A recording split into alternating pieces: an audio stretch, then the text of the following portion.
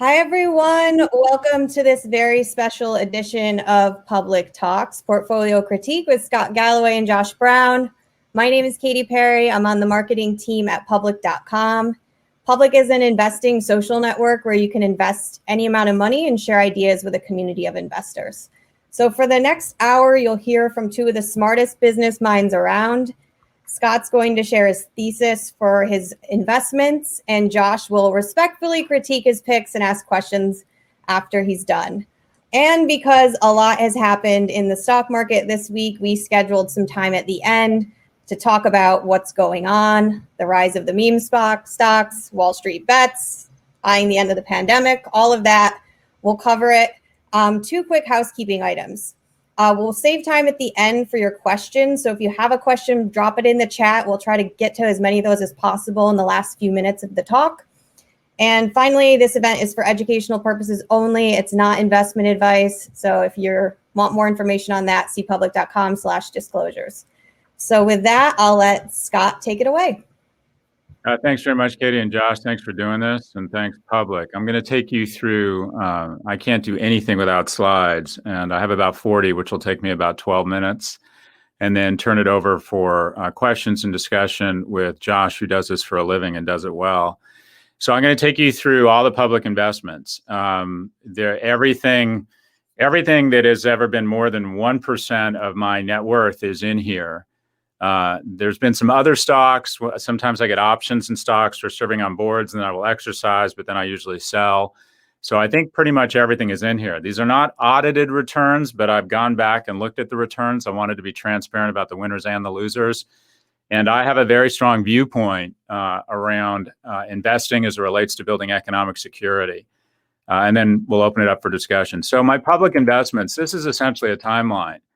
And what I would like you to notice is that I don't trade stocks. I buy stocks, and I typically only buy a stock. I spend a lot of time thinking about it, and I typically only buy a stock if I'm willing to hold it for a decade. That doesn't mean I always, in fact, keep it for a decade, but I typically only buy a stock thinking I want to spend my human capital or my financial capital, but I don't want to spend my human capital. One of the things I learned very early on is that if you are tempted to trade stocks, the more you trade stocks, the worse your returns. Again, let me say that again, and Josh can disagree with that when we do the discussion if he thinks the more you trade stocks, the worse you will do. So I find stocks that I want to own for 10 years, and then I let the market and the greatest force in nature time take over. So I put red envelope at the very end, very beginning. I founded a company that went public in 2002 called Red Envelope.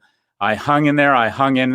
And then in 2007, it went bankrupt, and I lost $3 million personally, which is a lot of money for a professor. And the worst thing about it was I failed slowly. It took me 10 years to lose that money. It's still kind of emotionally and financially was a disaster for me. After the Great Recession, I took the dry powder I had and I put it across a small number of stocks. Oracle and Nike were in my retirement account at NYU Stern. Not a lot of money there in those stocks, but I took the remaining capital I had and I divided it between three stocks: Amazon, Apple, and then the following year, Netflix. I then did not trade as I was building a company called L2 and pouring all of my excess capital back into that company. In 2016, I purchased Facebook. I like unregulated monopolies. I think on a risk-adjusted basis, they're the way to go. A colleague of mine at NYU started a quant fund. I put money in that. I like the CEO of Ascena, and I thought that retail had been oversold, so I purchased some Ascena. They own Ann Taylor Loft. I put some money in another fund run by a friend of mine, an emerging markets fund, and I have only purchased, three stocks in the last year. In 2020, I've only purchased three, and that's a lot for me in a given year, and that's Twitter, Lemonade, and Airbnb. Okay, so my strategy for doing this is I wrote a book on the four: Amazon, Apple, Facebook, and Google, and reverse engineered the attributes of this company, and like to think I came up with an algorithm for determining if a company could be worth $1 trillion. And simply put, it has to appeal to a basic instinct. The company has to be likable. They have to have a recurring revenue bundle. They have to be vertically integrated, be seen as a career accelerant to attract young talent, have a visionary storyteller as the CEO, have agility and networking effects. Benjamin Button, bless you, Josh. Thank you. The company gets younger and worth more as it gets used more, and then have fantastic growth that they can then pivot to a margin story. These companies have added unprecedented value. I believe that the four have added more value in the last 10 years than the entire European stock market combined. As you can see, the numbers are just dramatic here. The other firms that satisfy the T algorithm, in 2020, I ran it against every IPO that was coming up, and I found two that I thought got about 6 or 7 of the 8. And I identified these two companies specifically. And if you read my blog, well before they went public, I said, these are the two companies that satisfy the criteria for the T algorithm.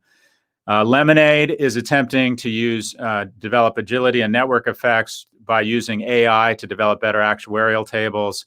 Exceptional recurring revenue, very likable, a good ESG story, vertically integrated because they've cut out the salesperson, and also attracting outstanding young talent and incredible NPS scores in an industry where most people don't like their insurance broker.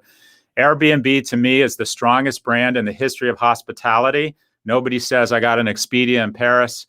They have incredible network effects because Josh and I could start a ride-hailing company in New York by creating supply and demand, getting enough riders and enough cars. But in order to start a competitor to Airbnb, you not only need local supply, that is people willing to rent out rooms, you need global demand, because the majority of the people who do an Airbnb tonight in Brooklyn, 96% of them will be from somewhere around the world. So I think Airbnb arguably has the best brand and the biggest moat in the world of the share economy. And I also don't think they are trying to arbitrage human capital, but fallow assets. I don't think they're a menace. I think they have all the networking effects of Uber and Lyft, but aren't a menace, and have the strongest brand in the history of hospitality. I think Twitter is an unbelievable opportunity that any media company with a fraction of the scale of Twitter trades at 10 to 30 times the market capitalization, specifically Facebook or WeChat. I think it's a huge opportunity because they have an absentee CEO and a negligent board that tolerates a CEO who's focused on where 91% of his wealth is, and that is at Square. I did an analysis looking at the number of words spoken by the CEO in an earnings call. Mr. Dorsey speaks 6% of the words in the last Twitter earnings call, meaning he has no idea what is going on at his company. He speaks 4 times the number of words at his core company, Square, and the average CEO speaks on average 1 and 2 words. This to me says that Jack Dorsey is not only an absentee CEO, but just doesn't give a shit. Twitter has been running on rage. Trump was the gift that wallpapered over the lack of innovation at Twitter. Stock went down until he was elected, and they leveraged his rage and enragement for engagement to sell more ads. And then the moment he was taken off of Twitter, 1,449 days into his 1,460-day tenure, the stock began to decline. I think this is a terrible business model. Performance is underwhelming, but at the same time, I think there's enormous opportunity should they move to a subscription model or begin offering vertical content. Vertical content is what makes platforms go crazy in terms of their stock. This is what happened when Netflix dropped the first season of House of Cards. The stock went on a tear. The same thing happened at Spotify when they dropped Joe Rogan. Now, my private investments, real quick. I believe there's an incredible dispersion in our economy. The 3 biggest wealth creators have been globalization, digitization, and dispersion. Dispersion is a fancy term for taking the end value to the end consumer, or the core value of a product or service, and delivering it to the end consumer, bypassing points of friction to create more value add, if you will. So the most obvious example is Wonder Woman 1984 showing up on your TV screen the day it's released in theaters. We're seeing a dispersion in fintech where now people are deciding, I don't need an investment bank. I'll disperse it to people who can act as an investment banker. We're seeing all kinds of dispersion in fintech to core equities trading on your phone, or payments or settlements on your phone. I think this is a big trend. My 2 private investments in this space are with a company called Better.com, which is a fintech company focused on the mortgage space, and then Public. I found Public because I think that Robinhood is a menace.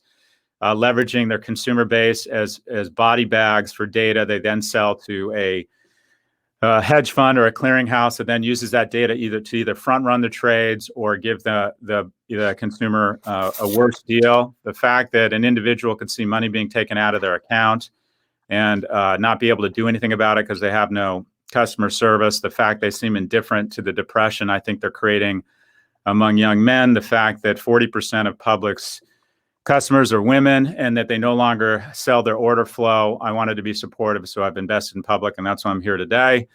I think there's going to be a dispersion in education. My industry is not sustainable. I teach 280 kids. NYU charges $7,000 a night or $2 million to hear this for 12 nights. I think that is morally corrupt, and we're going to see enormous destruction. By the way, the only other product that gets $2 million and 97 points of margin is a life-saving drug. So either a life-saving drug or yours truly. Started a company called Section 4. Basically 50 to 70% of the value of a elite MBA elective for 10% of the price, 1% of the friction. And I think you're going to see ed tech companies go crazy, as you'll see health tech.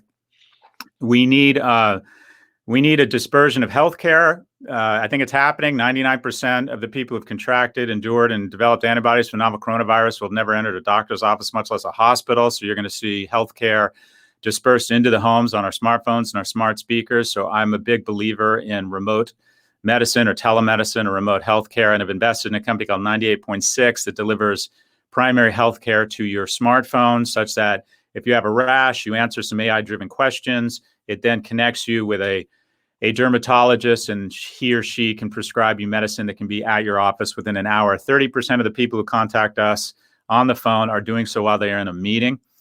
I love recurring revenue bundles in retail, and I went into a Panera, and they have a premium coffee unlimited at $9 a month. I contacted the CEO. Ends up they've signed up 1 million people, and I asked if I could invest and go on the board, and they said yes.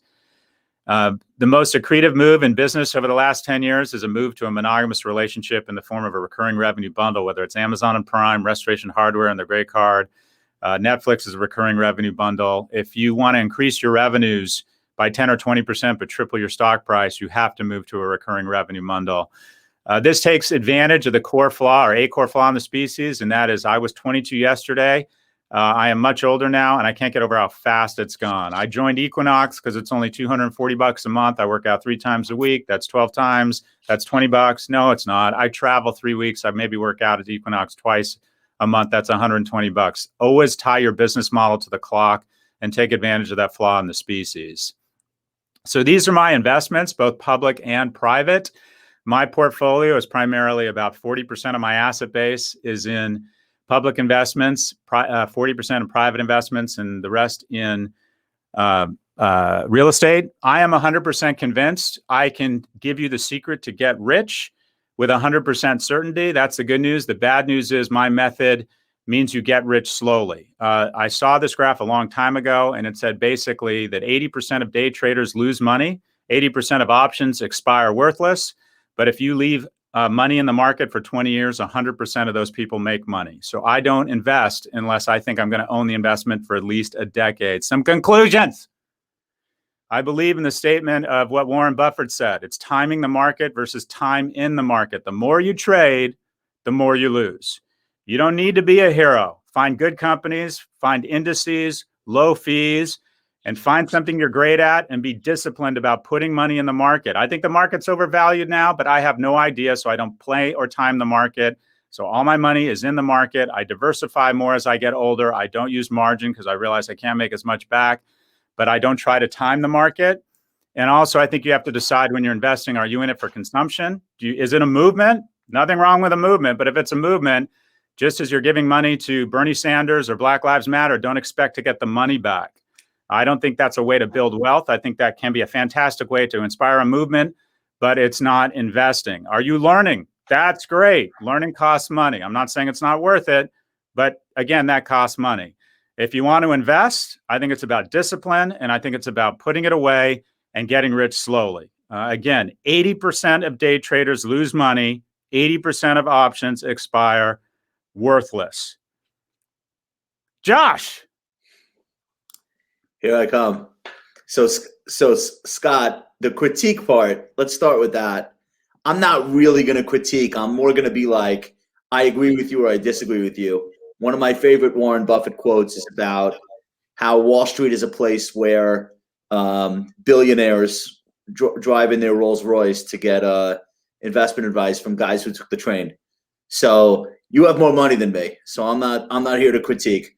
But I I really liked what you said at the end, and I think that bears repeating, the time in the market thing. And the stat that I would add to that, there are 0 20-year periods of time throughout history, rolling 20-year periods, meaning pick any day of any month going back to 1926. There are 0 rolling 20-year periods where if you put money into the S&P 500, you had less than when you started. So I think that that is like a very salient, very simple thing to remember.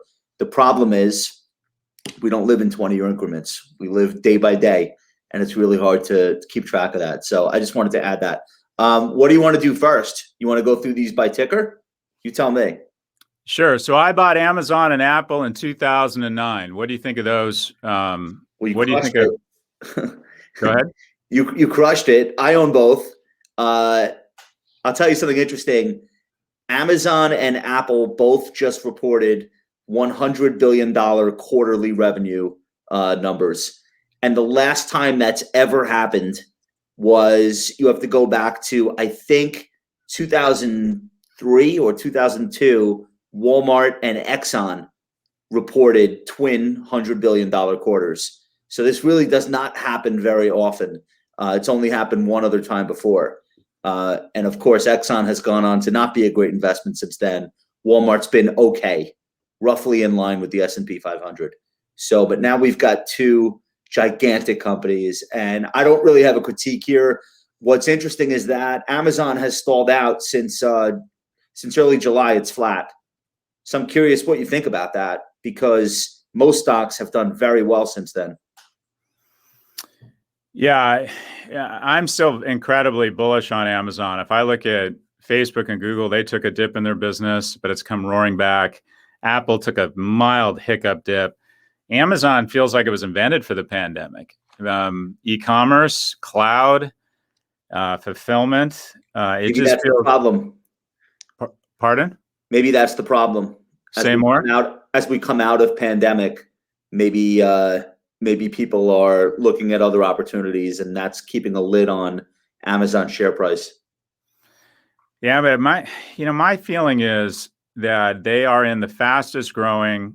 So ignore e-commerce and home delivery. They're in the fastest growing, most profitable part of technology, and that's a cloud. And with the appointment of Andy Jassy as CEO yesterday, they are now officially a cloud company that has an e-commerce division. I think Amazon is the biggest cloud company in the world now.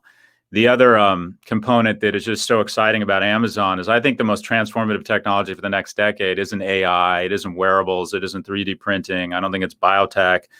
I think it's voice, and Amazon seems to have clear leadership there. We do a lot of data scraping on LinkedIn for open job requests, and our analysis shows there's more open jobs at Amazon's voice group than there is at all of Google. So the kind of unparalleled investments they're making and forward-looking investments in things like voice and fulfillment, to me, just mean they're going to run away with it. Now, I think they should be broken up. And I think if they were forced to spin AWS, it would be the most valuable company in the world in 2025.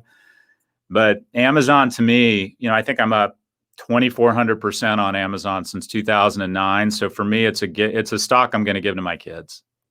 Right. So I don't actually think that Jeff is going to really step away. I think he doesn't want to spend his time on the day-to-day stuff when there's someone younger who he knows can do it. I think he's got a new, younger girlfriend. I think he wants to have some fun, and I think he wants to play with the Rockets. But I still think Amazon is like extraordinarily important to him, and he still wants to be very involved. So if I'm a shareholder, I look at this news as like the best of both worlds. Have somebody as engaged as he was, but then also have him working on bigger picture stuff. Do you see it that way? I think that's exactly right. I think he wants to go to the Cannes Film Festival, not to the House Subcommittee hearing on antitrust. Yeah. Look, the guy deserves it. He's rung the mother of all bells. He's the only individual to ever take a company from 0 to 1.7 trillion. He took all the major cost centers of the company and turned them into profit centers. He hired 500,000 people in a 12-month period. No individual has ever accomplished that. They're the largest recruiter out of my class. So he's just done an amazing job. Now, do they have problems? Have they busted unions? Have they shown a lack of character and code, gamifying cities to transfer wealth from municipal fire and police districts to their shareholders? Absolutely. There's a lot of issues there. Should they be broken up? Are they a monopoly that abuses their retailers or a lot of the retailers on the platforms? I think so. But there's just no getting around it. If you're looking for the blue flame business thinker of the last 50 years, I think it's Jeff Bezos. And I'm going to, like I said, I'm going to own that stock forever. What do you think of Apple? Just to button up Amazon, I know that antitrust thing has always been the thing that's hung over the stock. Not that it's really cost anyone anything. I just think the consumer loves it so much. It's very hard to make a case that this is like a problem in the economy. And when people compare it to Standard Oil, it's almost like, have you read a book about Standard Oil? People hated doing business with them, being a consumer of theirs, being a partner. Everyone hated everything about that. This is the opposite. Who doesn't love using Amazon? So that I think is missed by a lot of people. I'm a long-term shareholder in Apple as well. And by the way, so is everyone paying attention to this. If you have a 401k, you have exposure to Apple. If you own index funds, Apple is the most important stock in those funds. People are like, should I own Apple? I always say, dude, you already do. There's really no escaping. I think this will be the first $3 trillion company. I don't need the cars to happen, but that's the question I wanted to ask you about. Today, it was all over the news, what they're doing with Kia and the idea of buying an Apple car in 2024. Do you think that's even a relevant issue for shareholders today? And do we actually think they're going to follow through with that? I don't know. I think the car might be similar to Amazon filing patents for a floating warehouse. It might be just a giant head fake. I'm not sure they need to be in the car business, although some of the patents they filed have been really interesting. I do agree with you. I think Apple gets to $3 trillion, but I think it gets there on the recurring revenue bundle. Amazon got to $1 trillion on the strongest recurring revenue bundle, or rundle as I call it, in the consumer world. The strongest B2B one is Microsoft Office. The strongest B2C one is Amazon Prime, that has a relationship with 82% of U.S. households. I think that Apple is going to get to $3 trillion on what will be the most compelling new recurring revenue bundle. And that is, they're going to say to you and me, Josh, okay, you trust us enough that you just want the newest iPhone, the newest AirPod Maxes, the newest iPad sent to your home, preloaded 60 days before anybody else with all the different apps. Our apps are tier B. But Sheena Iyengar, a colleague in the marketing department at Columbia, has this great book on choice. And she kind of summarized, or she said something that changed my view of the world, business world. And that is, choice is not a good thing. Choice is a tax. Consumers don't want more choice. They want to be more confident in the choices presented. And I think Apple has an opportunity. They have not increased their earnings or their top line revenue at all the last 18 months, or marginally, and their stock has more than doubled. And the reason why is the percentage of their revenues that are recurring revenue has gone from 10 to 24. Wall Street pays up for anything recurring, anything quote asset light, anything that seems like it doesn't cost a lot and comes in very easily, and doesn't churn much. So you're right about that. So I think they'll go to 40 to 50%, because I think of their billion iOS consumers, 10% will take that offer. So 100 million people at 100 or 150 bucks a month, that's $10 to $15 billion a month in recurring revenue. Boom, you have a $3 trillion stock, even if revenues don't increase much. So the car, I think they should acquire Peloton just to get another 30 or 40 minutes in front of iOS of everyone from Joe Biden to Oprah. I don't think Peloton's worth $30 billion, but it's probably worth $40 billion to Apple. I think it'd be a perfect acquisition for them. But so the car, I don't know. What I do know is that they are going to go to the rundle. They'll keep moving more aggressively, and I think that takes them to $3 trillion. I want to get into Twitter, and this is probably going to be the most negative I get during the course of this. I had thought that you had owned it longer than just having bought it in 2020. That was your first time investing in it, or have you been in and out of it? I got in late 19, and I wrote a letter to the board. I remember that. And that I thought was very, very eloquent and compelling. And I didn't even get a response back. And it pissed me off and the stock ran. So I sold it. And then it came back down and I bought back in. So I'm violating my first rule. I did trade there, but I'm emotional and angry when it comes to Twitter. So ignore what I'm doing around Twitter. Although my average cost in Twitter is about $30. But I think Twitter is just, there's so much value to unlock there. I think the board has been or the legacy board members have been so negligent. I think it is ridiculous we even have a conversation around whether a company should have a part-time CEO when a mob is organizing and planning an insurrection on the platform. To me, problems like that warrant a full-time CEO. Call me crazy. But I think that stock goes well north of here if they just move to vertical content.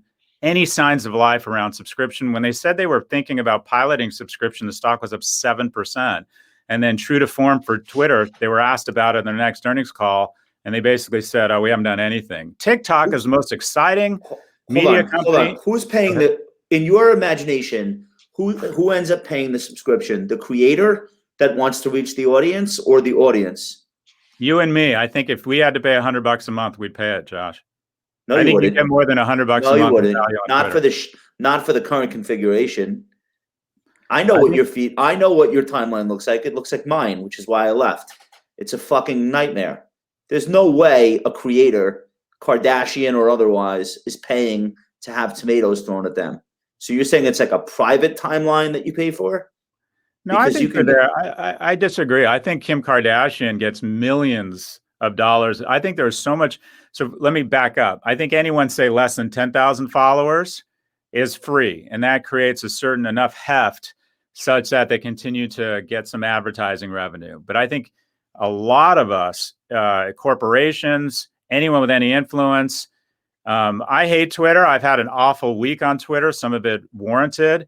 But if they charge me $1,000 a month, I'd initially say no, and then I'd say yes, because it's a tremendous source of awareness for my companies. I think there's billions of surplus value on Twitter that they are not capturing. And then if they move to a subscription model, the marketplace would recast them in a different light. Their revenues could go down 30% and they'd be worth more than they are now. And it would also clean up a lot of the toxicity, which is a function of these algorithms of amplification of content that enrages us. So I think the tomato throwing would calm down. For example, LinkedIn is 2/3 arguably subscription, and it's just a much more pleasant PG-13 place to exist because they're not trying to outrage everybody, so they keep clicking on anti-vax content. So it's an alternative business model. And I went to Twitter, New York City, and I spoke to some of the folks there, and they were like, "Yeah, we thought about it, but we never did anything with it.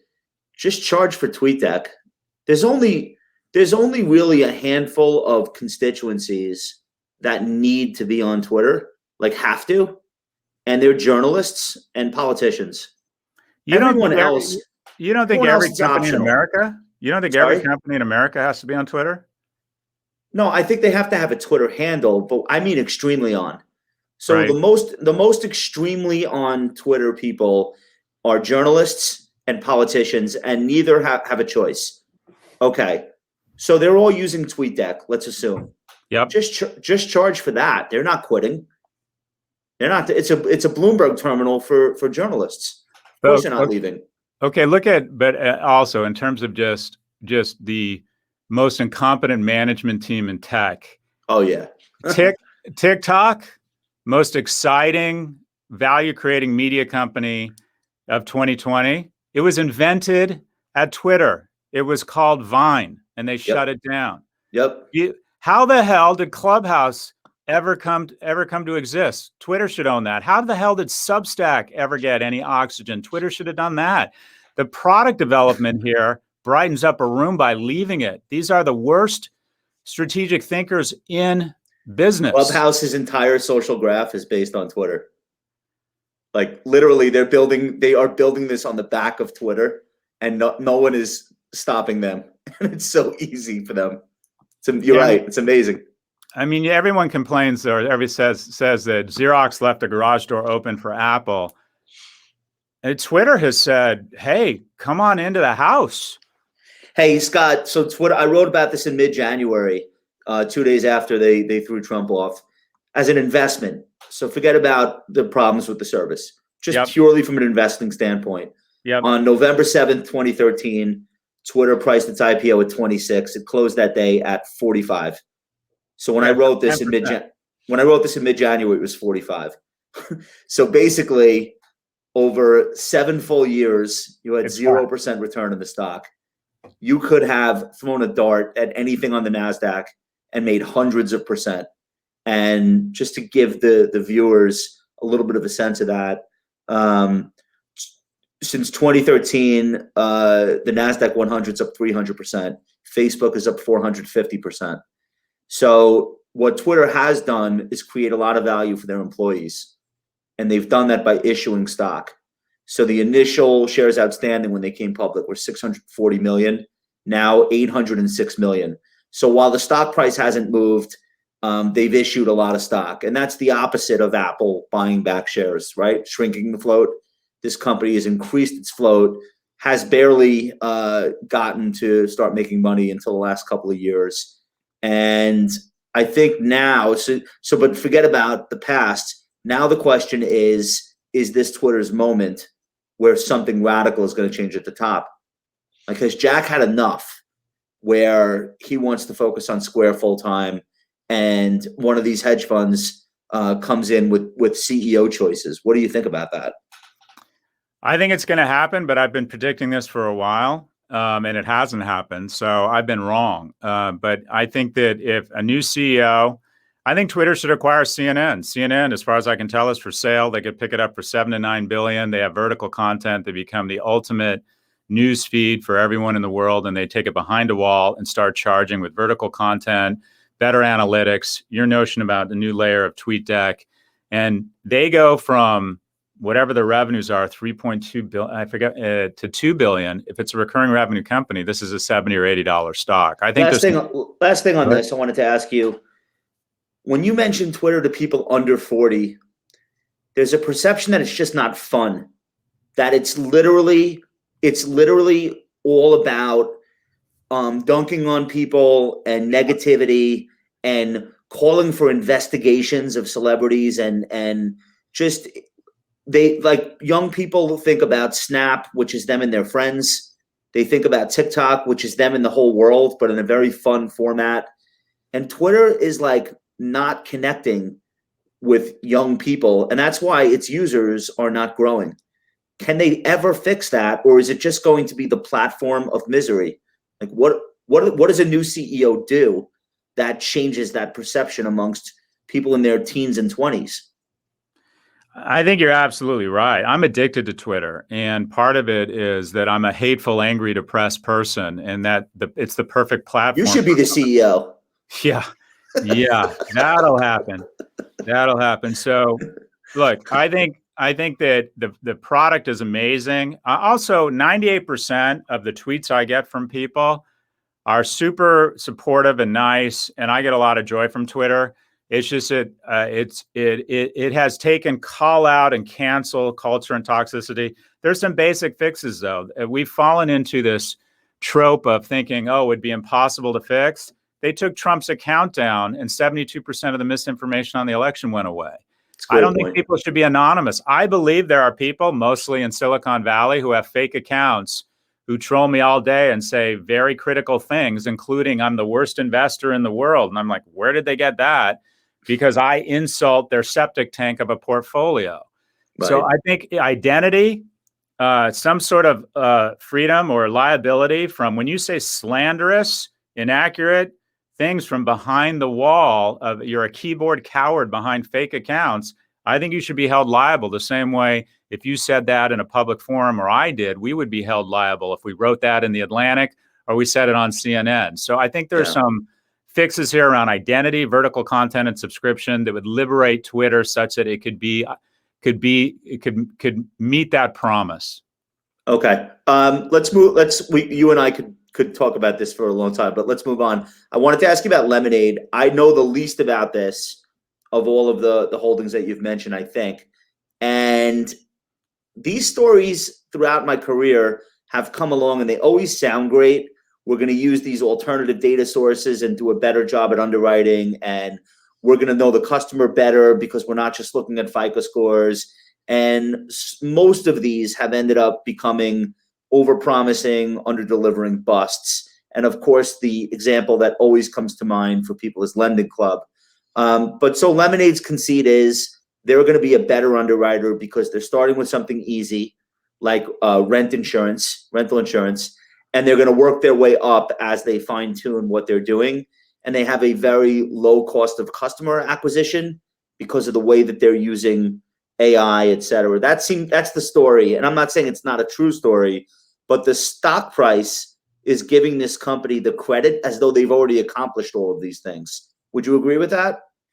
I don't think there's any. I think it's difficult to push back on what you just said. The company priced at $28 a share, and I think it closed today at 170. So congrats. You know, well, it's better to be lucky than good. Right now, it seems like IPOs are mispriced, and there's more cash than there are companies going public, and that's given rise to the SPAC phenomena. But Lemonade, I think it's just very hard to argue with what you've said. And the thing that's really exciting about Lemonade is some of their quote unquote AI including where did the person come from. They can build what they feel is an actuarial table that is more robust. They have an ESG component where if you don't make a claim, they take a certain amount of the commission they would otherwise have paid out in premiums to the charity of your choice. I think the CEO and the management team are smart. The number of people in technology at this company blows away every other insurance company, and their NPS scores are like Apple or Peloton. People hate insurance companies. So it's an amazing company. Is it worth $170 a share? I think that's a tough one, but is Tesla at 850? I mean, I have trouble valuing anything right now. So what I'm doing is going into companies that meet my criteria, the T algorithm, and then just holding for a long time. So I think insurance, I could be wrong about this, but I think insurance might be one of the areas of fintech where it's almost like it shouldn't be disrupted. But I could be wrong about that. I would be interested to hear if they're ever able to get Buffett or Munger to weigh in on some of the newer AI-driven insurance companies, because I'm sure they've thought long and hard about them because they are effectively going to end up competing against them if they get into stuff like auto. I'm curious to hear from more insurance insiders what their thoughts are on something like this. But just historically, it hasn't worked out very well for companies trying to get into insurance and do more modern things with technology. But I could be wrong about that. I want to ask about Airbnb. So my read on this is the stock didn't have such a great post-IPO because of how high it opened. Went from a high of 165 on day one to a low of about 121 4 days later. But now it's clawed its way back. The price action in the stock, it's doing what I love to see, which is working on a series of higher lows. So it does fall, but it falls to a higher level before bouncing each time, which is indicative of a stock that's under accumulation. And you don't have to be a market technician to understand that the buyers are waiting for it to fall, but they don't think it'll fall back to where it was last time. And so they keep buying it up higher. And you want to see that in any stock that you own. So that's what's happening there. I agree with everything you said about the brand. I wonder what you think happens with Airbnb as the economy reopens, because I'm hearing competing stories. One story I heard was the pandemic's great for Airbnb because people don't trust hotels and they're doing these trips where they're driving and staying more locally. But then I'm also hearing the reopen is great for Airbnb because everyone's traveling again. Can it be both?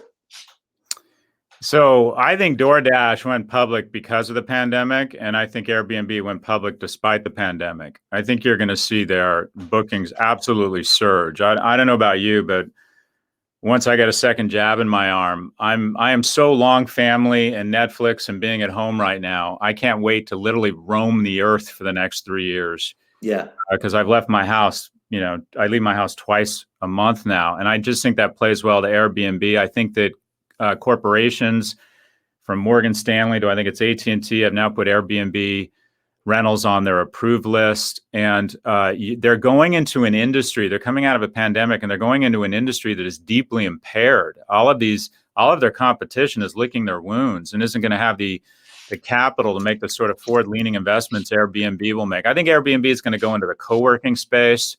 I like the CEO. I love the number of technologists there. I just think this thing is a juggernaut. Now, at 110, I don't know, I think it's $105 billion.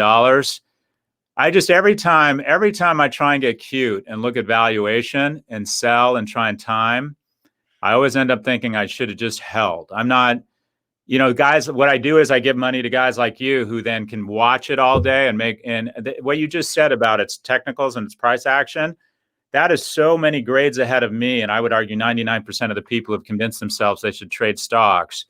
Yeah. So yeah, give it to pros or just buy it and sit. But I think Airbnb is arguably one of the few companies I look at and think in 10, 20 years, that could be worth $1 trillion. So I want to turn to the events of this week and last week. Yep. Because I study market history. I've read every book about bubbles and manias and panics. And there are a lot of analogs from history to what we're seeing now, but it's also extremely unique given where technology is. And maybe it's the scale of this.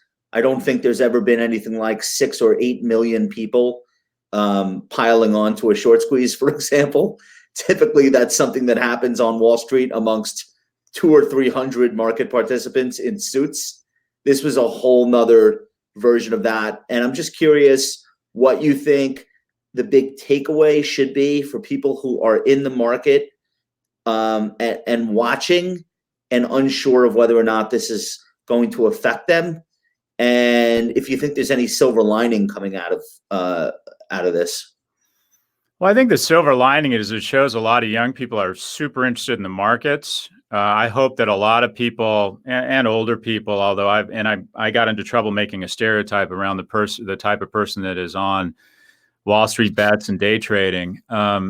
I think that people interested in the markets, I think that they didn't do anything that hedge funds haven't been doing for 2 or 3 decades. They just did it better with different methods and different mediums. The fear I have is that if a CEO is saying we're all in this together, that means he's a CEO looking for a bailout that when things were good was using cash to buy back stock so he can inflate his own compensation. When a billionaire tells you to follow your passion, that means he's already rich. And when someone tells you to hold the line and Father Elon says this is going to go to 1,000, that means they want to pump and then dump their stock. And hold the line means you're about to get a spear in your chest.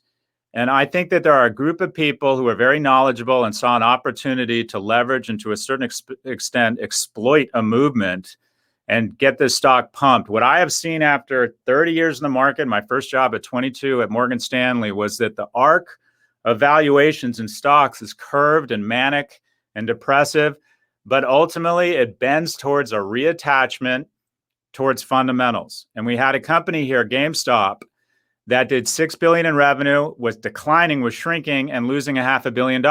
And on last Thursday, it was worth more than Best Buy, that does $60 billion with $2 billion in profit and is growing. To me, and I'm on record last Thursday saying these folks don't know what they're doing. They're being abused and exploited, and they're going to get smoked. Now, some of them, Scott, I don't understand this part. Maybe you have a better answer. A lot of people have asked me, and I don't answer because I don't know how. Why is Elon Musk, who is the richest human being alive, why is he telling people to hold the line or tweeting the ticker symbol teasingly? What the fuck is the point? He can't make more money. It's not possible. I don't think he's manipulating the market for his own personal gain. So explain to me what he's doing exactly, if you have an opinion. I have an opinion, and every time I say it, I get a ton of shit on Twitter. I think We're in public.com right now, so we're okay. I think these individuals are behaving recklessly with the money of people that don't have as much money as them. Let me get this. The richest man in the world, a billionaire who made all his money on Facebook, they're supposedly the Rebel Alliance. They're not William Wallace. They're the king and the king's guard. We have one of the Winklevoss brothers, a tweet. This is when I knew really things had gone out of control. He said, heavy into silver. Let's show the man what we can do. I'm sorry, you're a billionaire that rode crew at Harvard, and you're saying we should take it to you are the man. And I worry that a lot of retail investors, young men and young women who got into this thing, thought they were sticking it into the man, and what they're finding out is no, they're the man stick.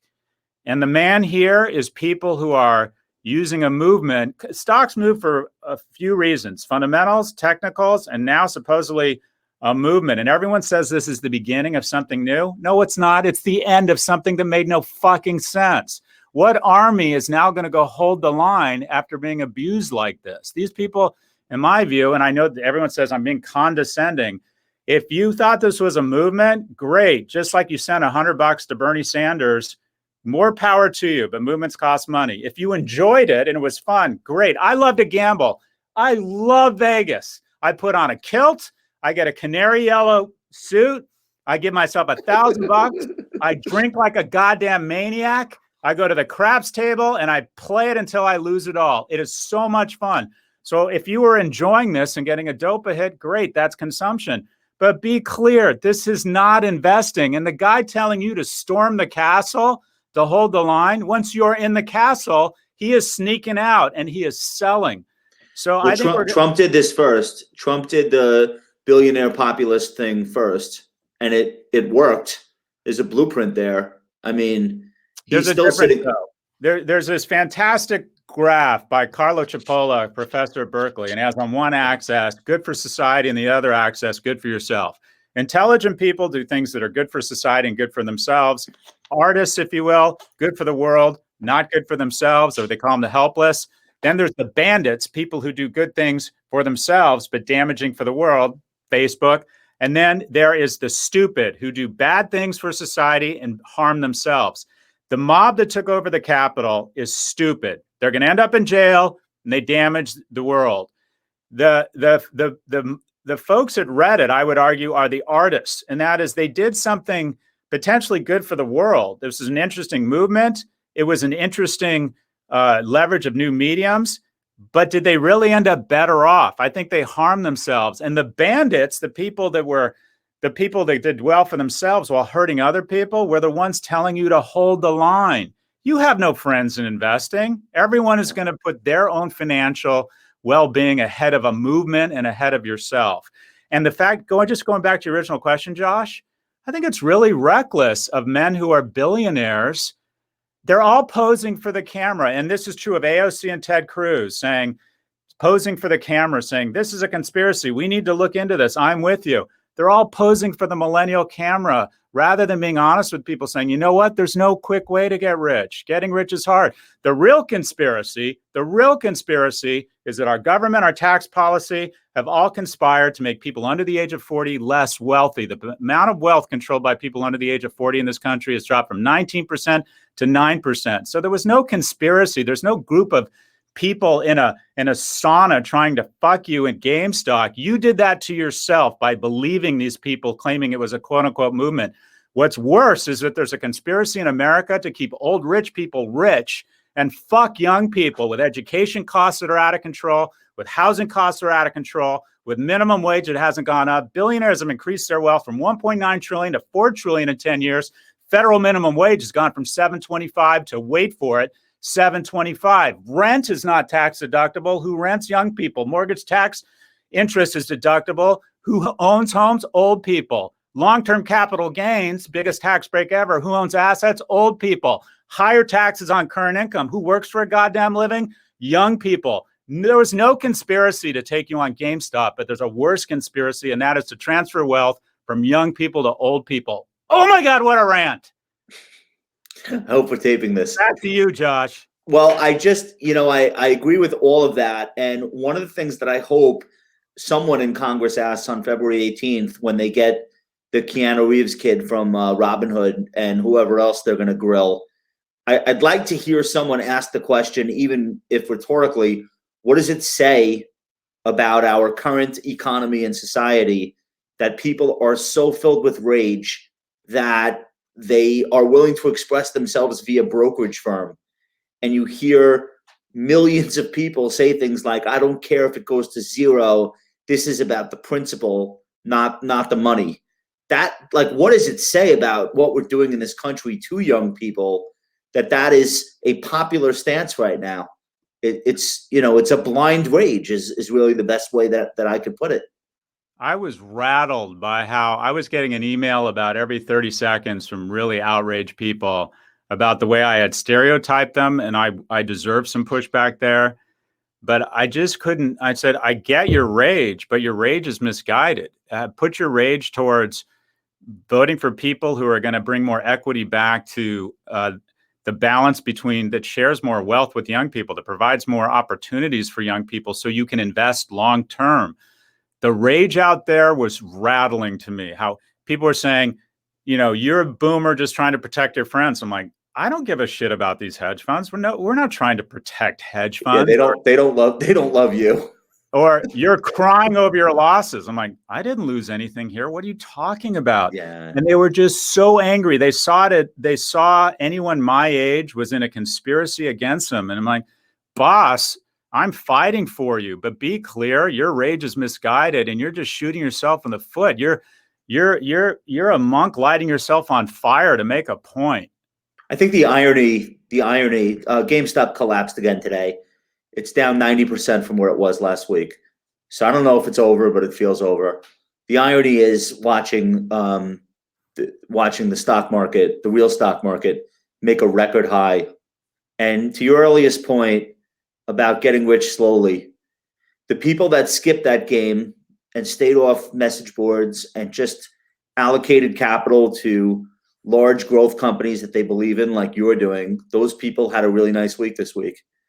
And the people that wanted to be involved in conspiracies and rumor mongering and protesting with brokerage accounts, they didn't have a good week. And I hope that's instructive. And I think the audience at public.com and people that use the public app, they do understand that. I think that's why they're here, to hear from you and I. So I'm hoping that's the silver lining, that more people learn about that. Yeah, and I want to make an offer. I want to be part of the solution here. I am committed to this. My company, Section 4, does basically MBA courses, and we do brand strategy. We do a course called Strategy, which goes over the T algorithm, which talks about investing. We have a product planning class. I think we're going to launch an accounting and finance class. If any person here listening wants to take a course and feels like it would help them be better investors and they can't afford it, we have a rigorous scholarship process. Send me an email and say, I want to take a course and I can't afford it. There are so many people out there my age that see how difficult it is, that see that people aren't. I was raised by a single immigrant mother who lived and died as secretary. I got to go to a great university, graduate and undergraduate, for $7,000 total tuition. I do not conflate luck with talent. I realize how incredibly fortunate I am. I realize how criminal it is that young people don't have a fraction to pull themselves up the way I was able to.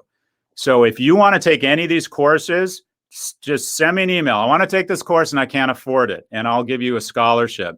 There are a lot of people out there that are pulling for younger people, that want them to do better. We're not conspiring against you, for God's sakes. I mean, in some ways you could say incrementally we've conspired through a terrible fiscal policy.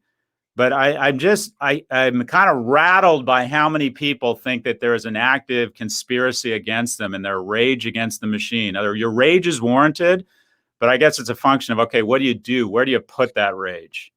Yeah. And I think what's interesting about this moment is that we've got people living into their 90s in large numbers, and the current setup of society wasn't built to have this many generations sharing the wealth and the resources of the country all at once. This is really the first time that that's happened. And, we could spend a lot of time on that, but we won't. Scott, I just want to thank you for inviting me to be a part of this. Thank think you, we got to Josh. talk about, I think we got to talk about some really great companies that you're invested in. And I think people really get a good sense of the type of thinking that goes into picking a position and sticking with it for the long term, which is what I think we should all be striving to do as investors. So thanks for letting me come on and critique somewhat, but also pick your brain. I'm going to turn it back over to Katie now. Katie Perry, if you want to jump in, and there she is.